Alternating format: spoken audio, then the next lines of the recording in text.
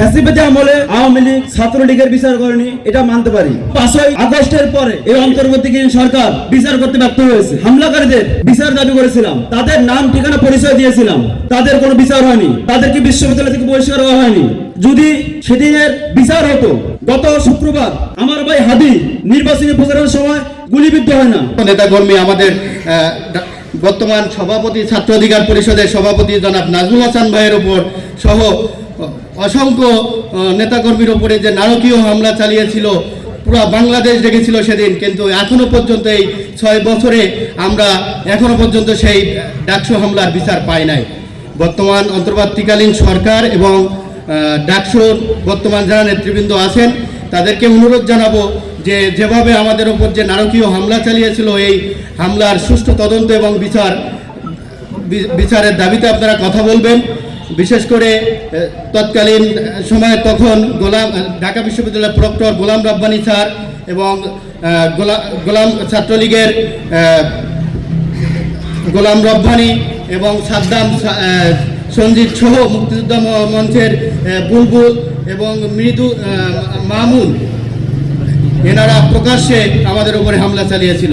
তো এই বিচারহীনতার বাংলাদেশে আমরা বলতে চাই যে আমরা আর বিচারহীনতার বাংলাদেশে থাকতে চাই না। আমরা যে সুষ্ঠু তদন্ত এবং বিচার দাবি জানাই। ধন্যবাদ সবাইকে। 22 ডিসেম্বর ডাকসুতে নৃশংস হামলা হয়েছিল। দীর্ঘ 7 বছর পেরিয়ে গেল, এর কোনো বিচার হয়নি। ফ্যাসিবাদী আমলে আওয়ামী লীগ ছাত্রলীগের বিচার করেনি, এটা মানতে পারি। কিন্তু 5ই আগস্টের পরে এই 1.5 বছরে এই অন্তর্বর্তীকালীন সরকার বিচার করতে ব্যর্থ হয়েছে। আমরা গত বছর 22 ডিসেম্বর এখানে প্রোগ্রাম করে হামলাকারীদের বিচার দাবি করেছিলাম, তাদের নাম ঠিকানা পরিচয় দিয়েছিলাম। কিন্তু কি দেখতে পেয়েছি, আজকে আবার 22 ডিসেম্বর এসেছে, তাদের কোনো বিচার হয়নি, তাদেরকে বিশ্ববিদ্যালয় থেকে বহিষ্কার করা হয়নি। যদি সেদিনের বিচার হতো, এই অন্তর্বর্তী সরকার যদি বিচার করত, তাহলে সেই ডাকসুর ভিপি নুরুল হক নূরের উপর 29 আগস্ট গণ অধিকার পরিষদ কার্যালয়ের সামনে হামলা হয় না। গত শুক্রবার আমার ভাই হাদি নির্বাচনী প্রচারের সময় গুলিবিদ্ধ হয় না। তো আমরা যে আশা আকাঙ্ক্ষা, যে প্রত্যাশা নিয়ে এই ফ্যাসিবাদ বিরোধী আন্দোলন সংগ্রামে আন্দোলন করেছি, নেতৃত্ব দিয়েছি, রাজপথে লড়াই সংগ্রাম করেছি, আমাদের সেই আশা আকাঙ্ক্ষা এখনো বাস্তবায়ন হয়নি।